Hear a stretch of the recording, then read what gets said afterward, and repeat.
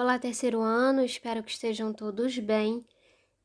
Na semana passada nós falamos, então, fizemos a nossa aula sobre o neoclassicismo, que é aquele estilo que ocorre durante a Revolução Francesa, que eu falei sobre o Davi, né, que é o nosso principal artista desse período, do período do neoclassicismo, no caso, e que ele fazia aquelas obras inspiradas na arte greco-romana, o que era comum, né? O neoclássico ele surge realmente como uma como um modelo novo da arte clássica, por isso chama neoclássico, porque é um novo clássico. E ele fazia aquelas obras inspiradas nas histórias greco-romanas para inspirar os revolucionários franceses que estavam tentando derrubar o rei da França, que era que era um antigo regime, que era um rei autoritário, né? Adepto do totalitarismo. No romantismo, ele se inicia depois da Revolução Francesa, depois que eles ganham a Revolução Francesa, né, tem a vitória, que eu falei no última aula, que eles conseguem derrubar o rei e até condená-lo por traição. A Revolução Francesa ela se passa então depois disso quando Napoleão ele sobe ao poder e se torna imperador. A gente tem o romantismo como uma reação à Revolução Francesa. Então pensa assim, eles ganharam a revolução, eles não querem mais retratar os gregos e os romanos para inspirar ninguém. Eles conseguiram, então eles mesmos passam a ser o tema das obras deles. Então a gente tem nesse período, a gente passa por, depois, né, da Revolução Francesa, tem muitas mudanças sociais e políticas, e essas mudanças começam a influenciar na produção artística e literária. Vale ressaltar que o romantismo ele é um movimento artístico e também literário. Então, como eu estava falando, eles têm as principais diferenças, né? Primeiro, só para comentar, essa obra que a gente está vendo, esse é o Napoleão.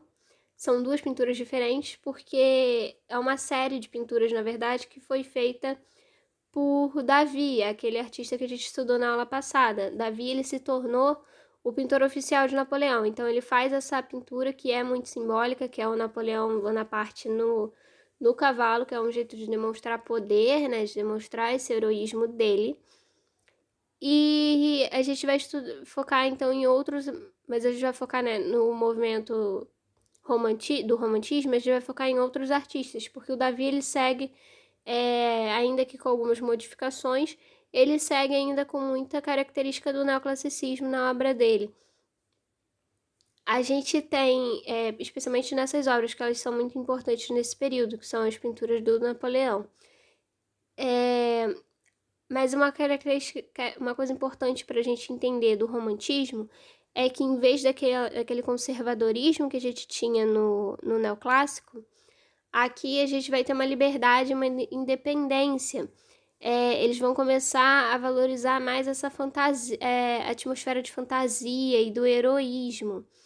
Então, como eu falei, é o heroísmo deles, não mais o heroísmo greco-romano. Então, eles vão começar a retratar as próprias vitórias, as próprias batalhas.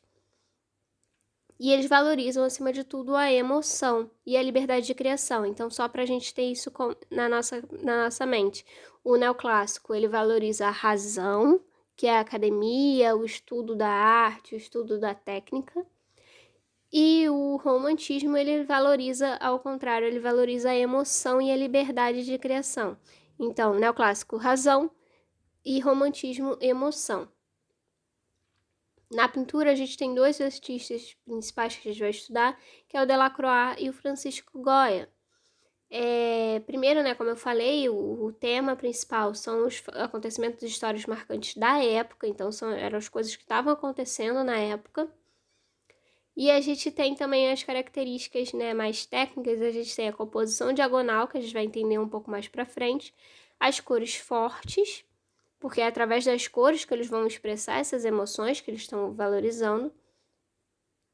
O contraste entre o claro e o escuro, como se tinha lá no Barroco, e como eu falei, que começa a voltar ali no Neoclássico, ele vem de novo, ele vem com mais força no Romantismo, justamente para dar aquele efeito dramático às cenas, da mesma forma que tinha no Barroco também.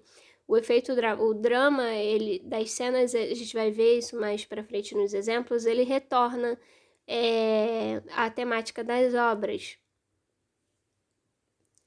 Primeiro a gente vai falar um pouquinho sobre o Delacroix. O Delacroix, ele é um artista francês e ele revoluciona a pintura francesa, porque ele começa a negar aqueles padrões impostos pela academia, que era, né, a valorização do desenho. E quando eu falo valorização do desenho, o desenho é o esboço para poder fazer os contornos, a profundidade certinha, tudo muito simétrico, tudo muito feito, né, no neoclássico, né, que eles tinham essa valorização do desenho, tinha um esboço muito bem feito antes, um estudo de perspectiva muito bem feito antes. E aqui ele não tem mais essa valorização, e nem imitação da arte clássica também. Delacroix, ele diz que a cor é mais importante que o desenho, porque é a cor que vai transmitir essa emoção. Então, não tem mais tanta importância assim fazer a perspectiva tão corretamente, tão perfeita assim, por exemplo. E a imaginação, ela é mais importante que a razão. Essa obra que vocês já viram outras vezes, já mostrei aqui, que é a Liberdade Guiando o Povo, a gente vai finalmente falar um pouco sobre ela. Ela retrata a rebelião dos republicanos e dos liberais contra o rei Carlos X, em 1830, na França. E ele utiliza, né, o Delacroix, ele utiliza uma técnica de usar uma imagem fantasiosa para representar a liberdade, que é essa mulher com a bandeira. Ela não é uma personagem real, não era realmente assim. A ideia do Delacroix, ao botar ela na pintura, não é como se ela fosse parte da população realmente, e sim como ela como uma forma de ser uma alegoria da liberdade. Ela está ali representando a liberdade, é como se fosse a personificação da liberdade guiando as pessoas contra aquele rei que era o Carlos X. Então ele escolhe utilizar dessa ideia de fantasia, né, para criar essa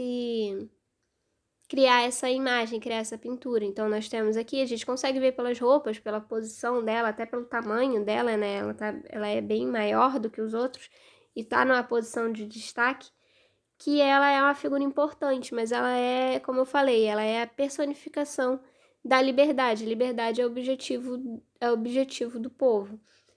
Então, tem esse caráter, essa atmosfera de fantasia, quando ele cria essa alegoria para a liberdade.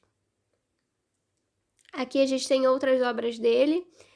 Nessa daqui ele retrata uma cena de batalha, então aqui é aquela característica, né, dos fatos históricos que eles estão retratando. E essa daqui eu quis colocar até porque essa figura da mulher me lembra muito essa daqui, né, da liberdade. Não é a mesma representação, não é a mesma função, mas a gente consegue perceber perceber o traço do artista, né? Como que ele segue um padrão, segue o mesmo estilo. Então ele retrata essa figura feminina de forma parecida até. Outro artista que a gente vai estudar é o Francisco Goya. O Francisco Goya está representando aqui o romantismo espanhol. Ele também vai retratar os fatos históricos, mas os fatos históricos, né, do país dele e desse período. E a gente tem um destaque na obra dele que a gente consegue observar aquela questão que eu falei, que volta o claro e o escuro, que é aquele contraste que se tem para dar aquele efeito dramático que a gente tinha lá no Barroco também. E na outra característica, né, a composição diagonal, que a gente vai ver nessa obra aqui, que essa obra se chama O Fuzilamento de 3 de Maio. E para dar um pouco de contexto, o que ela está retratando, né? Que fato histórico é esse? No dia anterior, ou seja, no dia 2 de maio, Madrid tinha sido invadida, estava sendo invadida pelo exército de Napoleão, pelo exército francês, que eles estavam com uma base lá na Espanha para tentar, né, a conquista de territórios, que Napoleão estava tentando conquistar outros territórios para o Império da França. E aí eles fazem, os soldados estão lá na Espanha, e as pessoas elas se revoltam contra esses soldados. Elas atacam, elas se levantam contra eles. Então, no dia 3 de maio, os soldados franceses revidam e executam centenas de espanhóis. Então, a cena que o Goya escolhe retratar. É o fuzilamento desses espanhóis pelo exército francês. É aquela questão que eu falei da composição diagonal, é que ela começa aqui, a linha, né? Se a gente tem certa perspectiva, não é que ficou totalmente abandonada, mas ela tá nessa forma diagonal. Ela começa daqui, o nosso olhar ele vem sendo apontado para cá, tanto pela posição desses soldados, que eles estão nessa linha diagonal, com a arma apontando para cá, porque ele quer que o nosso olhar, o artista quer que o nosso olhar venha para essas pessoas, que são as pessoas que estão sendo atacadas, que são as pessoas que estão sendo fuziladas. Então, a gente tem esse uso da linha da composição diagonal para chamar atenção para as pessoas, né, que estão sendo fuziladas, e também o uso do claro e escuro, porque aqui a gente tem os soldados num ponto mais escuro e o ponto de luz, que é o ponto que geralmente, onde tem um ponto de luz, é o que vai chamar a atenção do nosso olhar, é onde estão as pessoas sendo executadas, tanto a roupa, a gente vê até pela roupa mesmo, porque aqui a gente tem os soldados com a roupa escura, e esse homem aqui bem com aquela emoção bem exagerada, não exagerada, né, porque afinal de contas é um fuzilamento, não é à toa que eles estão assim, mas ele retratar essas emoções aqui, ó, isso é algo característico do romantismo, que a gente tinha lá no Barroco e a gente torna a ter aqui no romantismo. E aí, como eu falei, né, o nosso olhar sendo levado para os espanhóis que estão sendo fuzilados. Essa é uma outra obra do Goya também, que eu trouxe só para a gente observar um pouco de como que é o estilo dele, que ele não tem essa preocupação de fazer o desenho perfeito, a gente consegue observar isso bem na obra dele, não tem aquela preocupação de fazer uma pintura com o corpo, com a beleza ideal, como se tinha no neoclassicismo. E essa obra aqui, ele está retratando, no caso, o dia 2 de maio, que é, né, o dia anterior, quando a população se revolta contra os soldados franceses. Uma coisa importante, né, para a gente analisar aqui é que, como eu comentei que eles estão retratando o heroísmo, o romantismo, né, ele tenta retratar o heroísmo dos cidadãos,